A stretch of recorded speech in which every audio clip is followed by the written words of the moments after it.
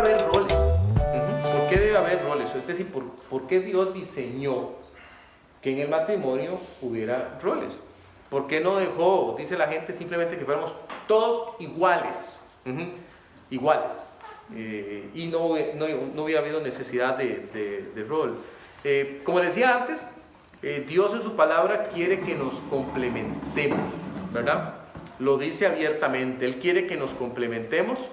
No desea que peleemos por poder, tampoco por posición, ni por ninguna otra razón. Nunca ha estado eso en el plan de Dios. Pero hay algo que ha ocurrido en nuestra cultura, en nuestra crianza. Ojo, en la cultura, si ocurrió en nuestra crianza, entonces quiere decir que también venía de alguna manera permeado por nuestra familia. Se coló, se metió en nuestras familias. Y entonces eso que se ha colado allí ha venido a darle forma a lo que nosotros entendemos que es lo que tenemos o no tenemos que hacer en el matrimonio.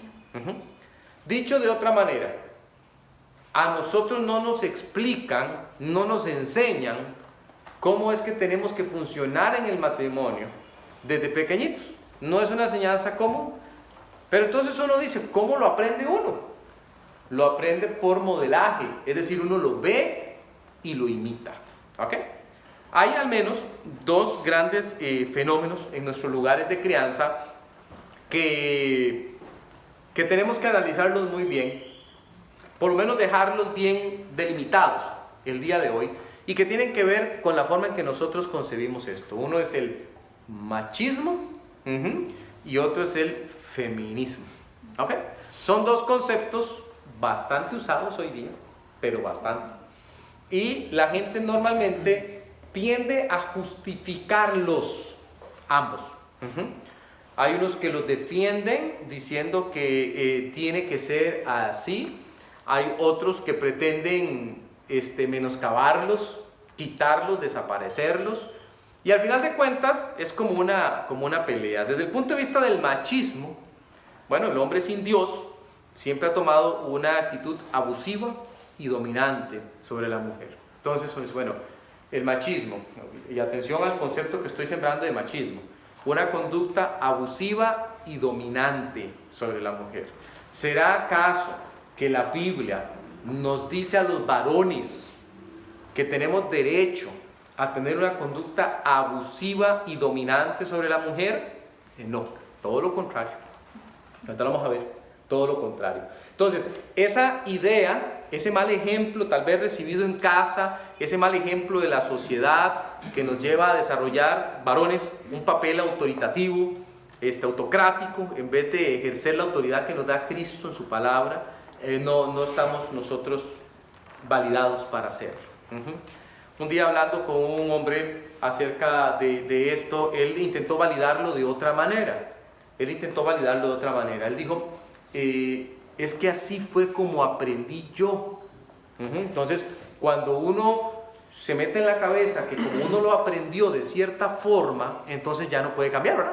Porque es como, ya, como quien dice, ya a mí me hicieron así, ¿verdad? Ya crecí torcido y así me va a quedar. No, no es cierto. No para los cristianos. Ahorita vamos a ver un par de versículos que nos dicen eso, ¿verdad? Y eso ha dañado mucho a los matrimonios, y sin duda alguna podemos nosotros ser víctimas también si no tenemos cuidado. Ve a Efesios. Ahora sí, vamos a empezar con versículos que vamos a leer. Otros, como le decía, muy desdichadamente por el tiempo, no los vamos a poder leer, pero por lo menos los vamos a dejar mencionados. Efesios 4, 22. La palabra de Dios nos va a hablar acerca de qué tenemos nosotros que hacer con todos esos patrones, todas esas ideas de nuestra manera antigua de vivir. Dice la palabra de Dios de la siguiente manera: en cuanto a la pasada manera de vivir, ahí donde venía el machismo, por ejemplo, despojaos del viejo hombre, ya no tiene que estar ahí, que está viciado, me interesa mucho la palabra viciado, ¿verdad? Conforme a los deseos engañosos. Entonces, en lugar de hacer eso, dice que lo que tenemos que hacer es renovaos en el espíritu de vuestra mente y vestidos del nuevo hombre, creados según Dios en la justicia y santidad de la verdad. Es decir, cambie. Renovaos, cambie. ¿Puedo quedarme como yo era? No se quede como usted era antes. Eso tiene que despojarse usted de eso. ¿Quién le da el poder para hacer eso? Cristo, quien ha venido a vivir en nosotros cuando lo aceptamos como único y suficiente Salvador. Yo puedo entonces renovarme en mi mente, pensar diferente, ya no seguir con los patrones que venía de antes, ¿verdad? Que son patrones claramente incorrectos. Ahora, no solamente el machismo, también hay feminismo, o lo que se denominó en algún momento la revolución femenina o feminista. Yo quiero ser muy claro en esto. La gente habla de olas, ¿verdad? Diferentes momentos del tiempo en que se peleó por diferentes cosas. Hay por lo menos un inicio de este movimiento en el que parecía que la razón de ser del movimiento era buena. Es decir, pelear por condiciones semejantes, por ejemplo, en los trabajos, que era algo muy malo. No tenía por qué haber sido de esa manera. Pero con el paso del tiempo se fue tergiversando. Hasta que llegó un punto en el que lo que se estaba proclamando es que la mujer no debía estar bajo ninguna autoridad de nadie, ni de un hombre mucho menos, y tampoco tenía que cumplir ningún rol, ninguna tarea que involucrara ni su hogar ni sus hijos. Entonces la idea es, voy a volverme tan liberal como el hombre. Ese era el concepto, ¿verdad? Si el hombre sale a tomar, yo salgo a tomar también. Si el hombre anda con muchas mujeres, pues yo ando con muchos hombres también, etc. Y se tergiversó hasta el día de hoy, donde la cuestión todavía se ha ido a extremos más peligrosos, tanto que algo como lo que estamos enseñando el día de hoy, para muchas mujeres podría sonar como la cosa más ridícula y de repente diría, yo no puedo pensar que eso esté en la Biblia, ¿verdad? Y ahí es donde tenemos que tener mucho cuidado. El hecho de que vivamos tiempos modernos no implica que nosotros como cristianos tengamos que quitar la Biblia de en medio y colocarnos bajo nuevos conceptos que no están en ella. O dicho de otra manera, la Biblia no tiene actualización como las aplicaciones, ¿verdad? No hay un botón aquí que diga que voy a actualizarla, ¿verdad?, a los nuevos movimientos. No, la Biblia es la misma y aplica de la misma manera para nuestras vidas aún hoy. Ahora va a ir a Romanos 12, vaya a Romanos capítulo 12, vaya a Romanos capítulo 12. En Romanos 12 viene otro concepto que nos tiene que ayudar en esta introducción, donde estamos diciendo que nuestros entornos de crianza pudieron haber influido en la manera en que nosotros vemos las cosas y no necesariamente es correcto. Romanos capítulo 12, el versículo 2 dice, no os conforméis, me encanta esa palabra, conforméis, a este siglo, sino transformaos. Otra vez, en el otro tiro usó renovaos, aquí voy a usar dos, va a usar transformaos por medio de, ahora sí, la renovación de vuestro entendimiento. Escuche, ¿para qué? Para que comprobéis cuál sea la buena voluntad de Dios, agradable y perfecta. Es decir, cuando yo estoy en un proceso de renovación continuo, eso ocurre con la palabra de Dios, entonces yo puedo saber qué es lo que Dios quiere que yo haga. A eso la Biblia lo llama su voluntad, y dice que es agradable y dice que es perfecta. Entonces, también este versículo, como el anterior, nos dice que es posible cambiar. También nos dice que es posible ajustarse a las formas que la Biblia tiene. No como la gelatina, ¿verdad? La gelatina usted la hace y escoge el molde. ¿Qué quiere? ¿Quiere forma de pera? ¿Quiere forma de manzana? ¿Quiere forma de naranja? A donde usted la vacía, ahí va a quedar, ¿verdad? Entonces la Biblia nos dice a nosotros, no sea usted como la gelatina, que se va a conformar, se va a amoldar a este mundo. Más bien, sálgase por completo de la influencia de este mundo, como quien escapa de una corriente fuerte, ¿verdad? Dice, no voy a dejar que me arrastre la corriente, sino que voy a ir contra corriente, voy a pensar diferente, voy a hacerlo como la Biblia dice. Como la Biblia dice, no es como normalmente la gente lo dice, ¿verdad? Por si acaso. Aunque la gente dice, como Dios dice. No hay tal, ¿verdad? No hay tal. Ahora, déjeme explicarle algo más, que un día, hablando con un señor que se enojó en la consejería por un consejo que salía de aquí, ¿verdad? Se le lee el consejo y dice, vea, la Biblia dice esto, y dice, no estoy de acuerdo. Dice, no estoy de acuerdo. No, mira, pero es que no te lo estoy diciendo yo, te está haciendo la Biblia, te lo vuelvo a leer, se lo vuelvo a leer y dice, pero es que no estoy de acuerdo. Bueno, yo le digo, bueno, entonces vamos, echemos un paso para atrás. hasta donde yo entendí, usted es cristiano, ¿o me equivoco? Me dice, sí, yo soy cristiano. Bueno, entonces a usted yo no tengo que convencerlo de nada. Usted tiene que sujetarse a la autoridad de la Biblia. No es como que el Señor dice, bueno, voy a tratar de convencerte, hijo mío, de que hagas lo que yo te digo. No, no, uno hace lo que Dios le pide que uno tiene que hacer, ¿verdad? Así es como funciona con nosotros los cristianos, porque de esa manera tenemos bendición para nuestras vidas. De hecho, es algo, paréntesis, que yo normalmente le digo a la gente. Revise la vida de muchas de esas personas que andan pregonando cosas como las que acabamos de ver y fíjese si son felices. Yo un día me di esa tarea, ¿sabe? Estaba en la universidad y me di la tarea de revisar un poquito la vida de algunos de los que eran mis propios profesores, algunas compañeras que eran muy activas en la situación, y yo no vi la felicidad que se suponía que tenía que haber, o la felicidad prometida. Usted verá a quién sigue, pero lo que yo sí sé decirle es que cuando usted sigue los preceptos de Dios, usted es bendecido. Usted es bendecido. Vamos a seguir porque aquí hay más que aprender. Hablemos de una vez de los roles y responsabilidades, tanto del esposo como de la esposa. Empecemos por el esposo. Vaya a Efesios 5:25. Ya dijimos que uno puede, desde pequeño, haber sido malformado, digámoslo de esa manera, maleducado, no intencionalmente, pero sí por una sociedad que tira con mucha fuerza hacia conceptos incorrectos. Efesios 5:25. ¿Qué tiene que hacer el esposo con su esposa? Tiene que amarla. De hecho, este es el centro de la dirección de todas las otras responsabilidades del esposo. Yo siempre le digo a la gente, este versículo dice algo que hay que hacer. Vamos a leerlo. Efesios 5:25 dice, maridos, está clarito que este es un versículo para los maridos, ¿verdad? Maridos, amad a vuestras mujeres, y dice cómo, así como Cristo amó a la iglesia y se entregó a sí mismo por ella. Ahí viene clarito. ¿Qué tengo que hacer yo como esposo? Amar. ¿No le parece, esposo, que si Dios hubiera querido que nos dediquemos a otra cosa, no lo dice? ¿Verdad? Sí, ¿eh?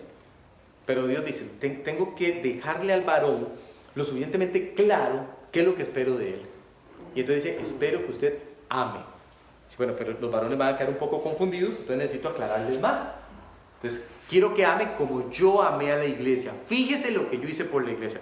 Y dice, bueno, pero tal vez todavía ahí les queda un poquito oscuro. Entonces tengo que decirles lo que yo hice por la iglesia.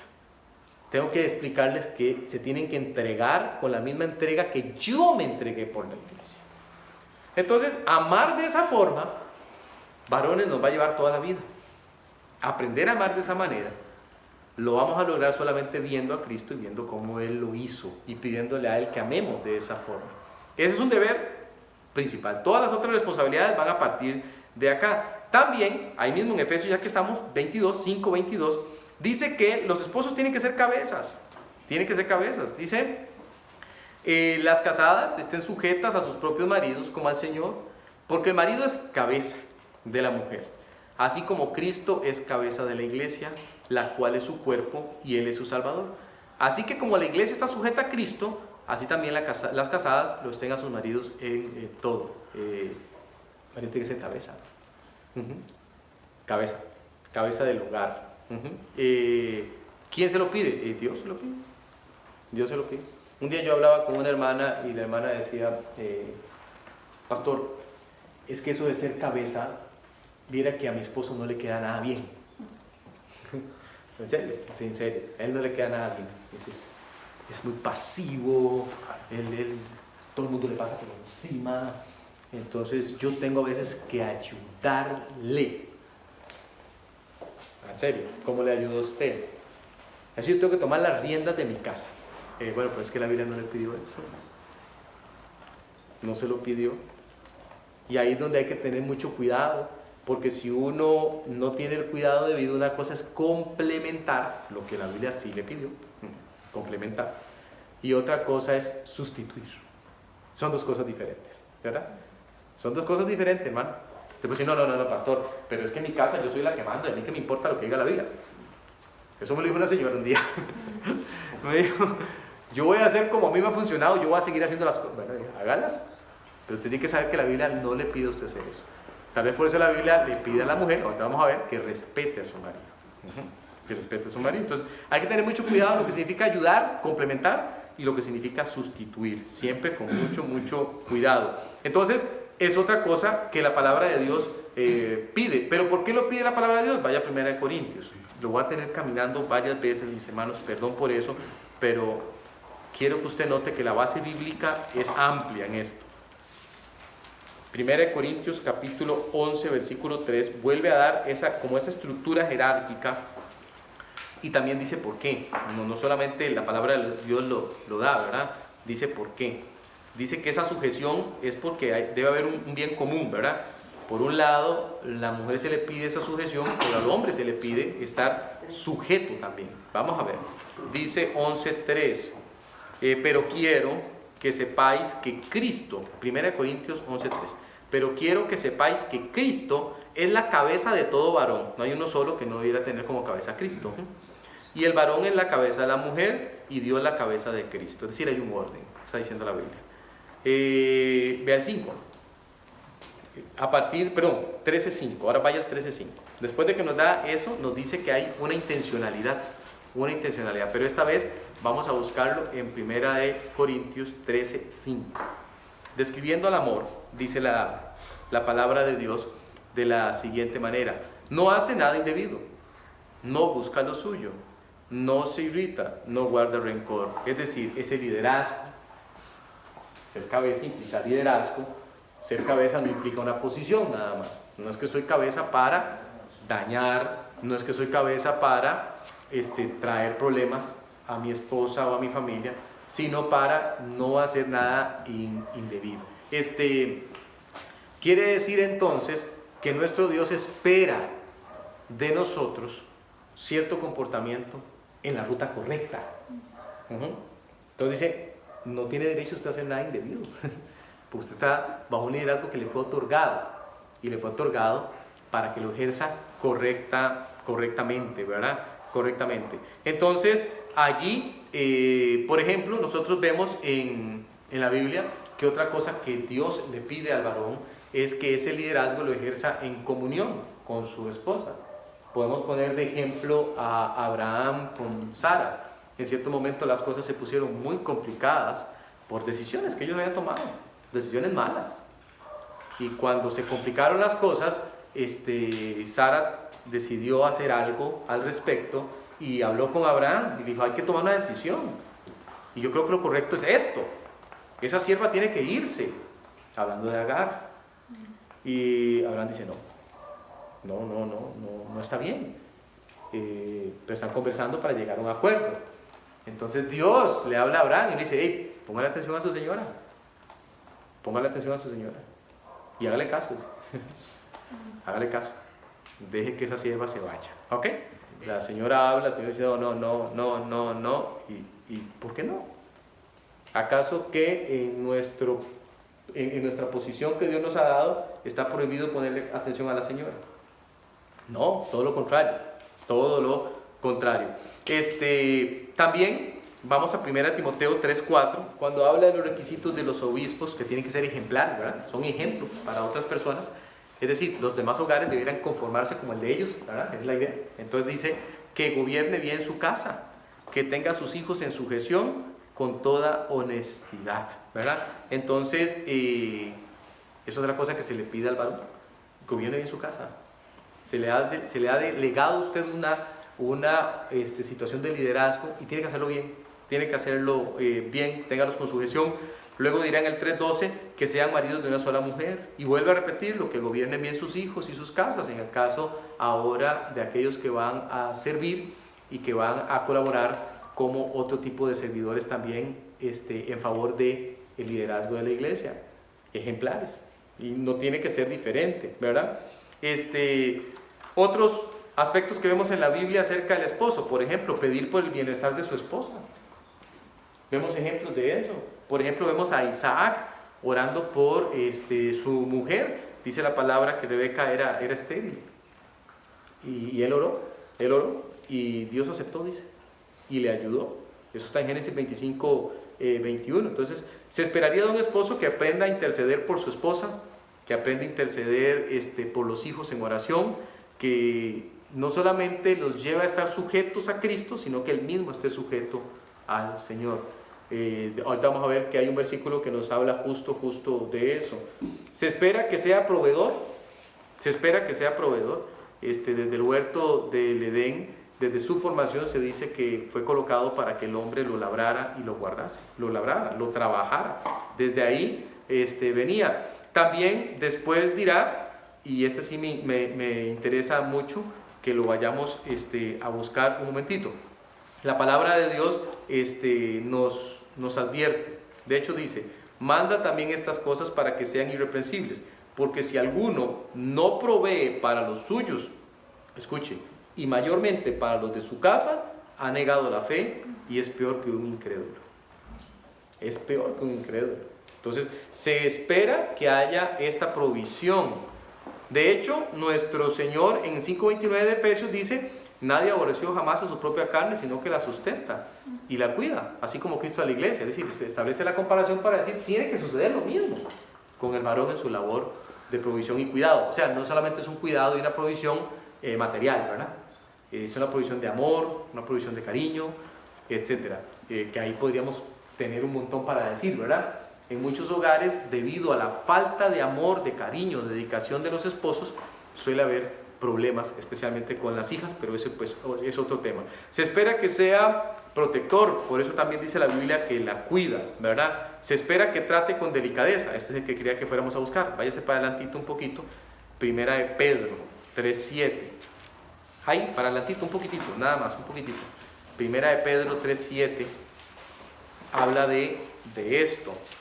Todos estos deberes que tienen que ver con el hecho del esposo y su rol.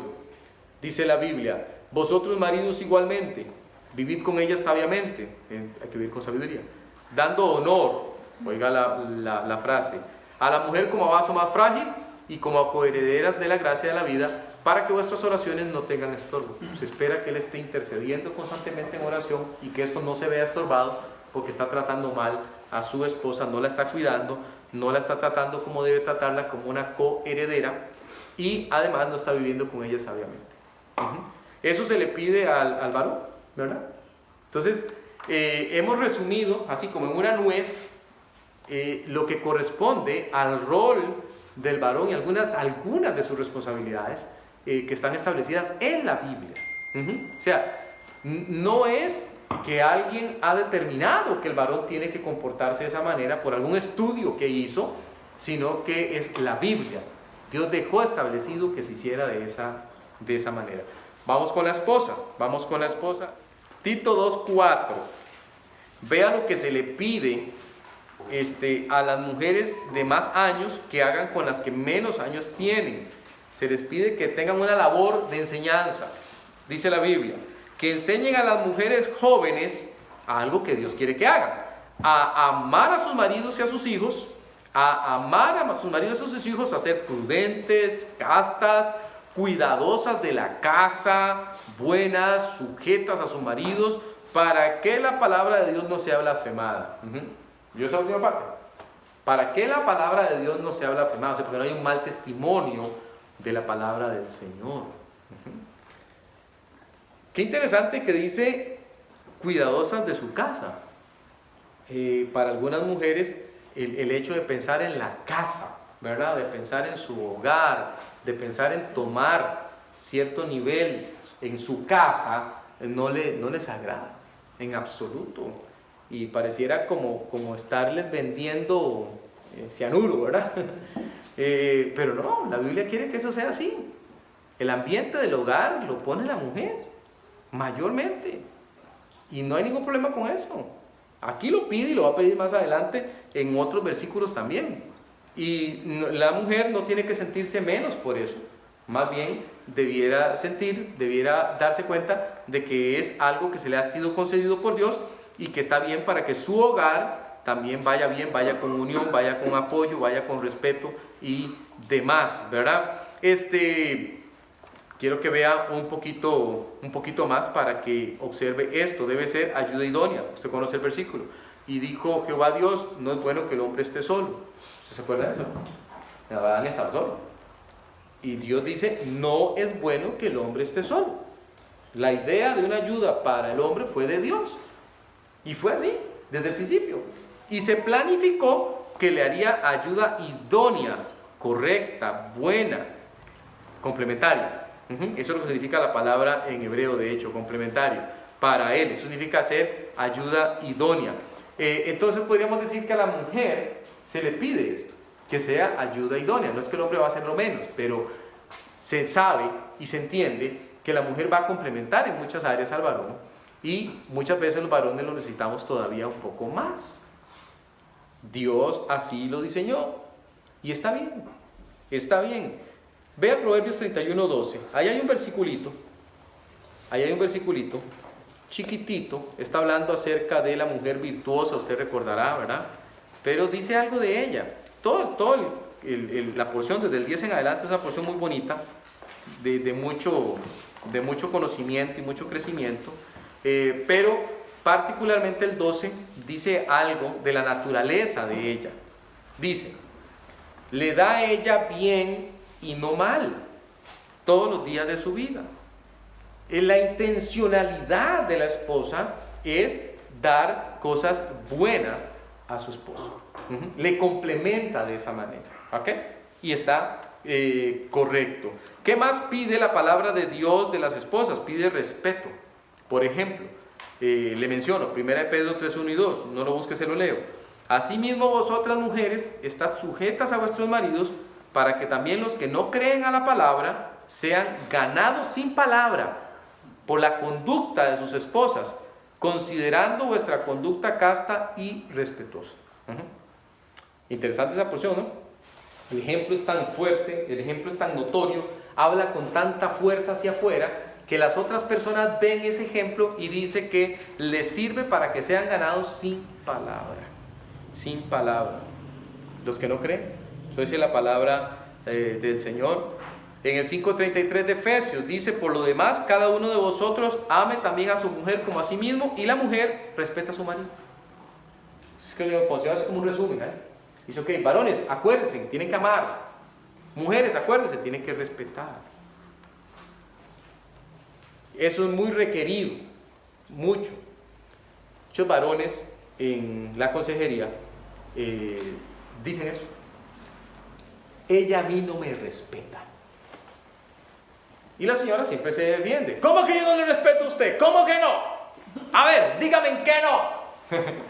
Así en serio, de pelea, ¿verdad? De pelea. Dígame, a ver, dígame. Y a veces el esposo dice, ve lo que le estoy diciendo. Dios sabe por qué nos puso a cada uno qué es lo que teníamos que hacer y por qué a la mujer le puso el asunto del respeto. Hermana, usted quiere la bendición de Dios, haga las cosas correctamente en su hogar. A veces los esposos somos muy cabezones, no somos la cabeza del hogar, somos los cabezones del hogar. Y Dios tiene que tratar con nosotros. Se vale pedirle a Dios que trate con nosotros. ¿Se acuerda ahora que leímos que Cristo es la cabeza de todo varón? ¿Se acuerda? Se vale decirle, Señor, pues haga usted su parte y trabaje con mi esposo, que no está haciendo las cosas correctamente. Se vale. Se vale. Él no en vano se puso en esa posición, ¿ok? Entonces, para tenerlo ahí en cuenta, entonces, además del cuidado de su casa, también está el de sus propios hijos. Dice el 31:28 de Proverbios, se levantan sus hijos y la llaman bienaventurada, y su marido también la alaba. Qué bonito, ¿verdad? Qué bonito. También es previsora, ahí mismo, en el 31. Toda su familia está bien vestida, toda su familia está correctamente alineada, considera los caminos de su casa, no come el pan de balde, ve sus negocios, etc. Todos esos son halagos para una esposa a la que la Biblia llama una esposa virtuosa. Virtuosa. Dice, también eso es labor de la esposa. Se espera que lo haga. Se espera que lo haga y que lo haga bien. De hecho, hay un versículo para terminar de amarrar esto, que está en Proverbios 1:8, ya que estamos en Proverbios 1:8. Ya vamos cerrando. Proverbios 1:8, hay un versículo que nos habla de esto. Hemos dicho entonces que hay voces que dicen que las cosas tienen que ser hechas de otra manera. Hemos descubierto que esas no son buenas voces. Y hemos descubierto que la Biblia sí establece que tiene que hacerse de cierta manera. Y aquí nos va a decir de hecho que hay responsabilidades que tienen que ser hechas por ambos. Pero no las van a poder hacer si cada quien no hace su parte. Dice la Biblia en Proverbios 1:8, oye, hijo mío, la instrucción de tu padre y no desprecies la dirección de tu madre. ¿Ve? ¿Qué le toca al hijo? Escuchar. ¿Qué le toca al padre? Instruir. ¿Qué le toca a la madre? Darle dirección a la instrucción. Eso lo hace desde su hogar. Eso lo hace cuando se sienta con sus hijos. Eso lo hace cuando dice, ponga atención, hijo mío. La mamá tiene esa facilidad. Eso se le ha dado Dios y tiene que desempeñarlo en su hogar. Así que aquí vemos una responsabilidad de ambos. La responsabilidad de instruir es de ambos, según Proverbios 22:6. Según Deuteronomio 6:7, las repetirás a tus hijos. Hablarás de ellas estando en tu casa y andando por el camino y al acostarte y cuando te levantes. Instrucción, instrucción, instrucción de ambos, no de uno de los dos. Ambos, ¿verdad? Y eso es muy importante que también nosotros lo tengamos en cuenta. Y termino diciendo, tiene que haber un respeto que también tiene que ser base fundamental de la conducta de ambos en el hogar. Efesios 5:21 dice, someteos unos a otros en el temor de Dios. Unos a otros en el temor de Dios. Tiene que ser en el temor de Dios. A veces vienen cuestiones complicadas, como la sexualidad de la pareja, por ejemplo. Y hay una pelea, hay una lucha por eso. Y la Biblia dice claramente que tienen que ponerse de acuerdo. Tienen que ponerse de acuerdo, que no se nieguen el uno al otro y que eso puede traer más bien complicaciones al matrimonio, puede traer tentaciones. Muchos matrimonios se han metido en problemas porque no se pusieron de acuerdo en esa área. Cuando la Biblia dice no se nieguen el uno al otro, tengan ese cuidado, esa intención de conversar, de hablar, de atenderse el uno al otro, una cosa que ambos hacen juntos. También dice de la mujer y del hombre que tienen que verse cada uno como el objeto de satisfacción del otro, que uno tiene que agradar al otro, etc.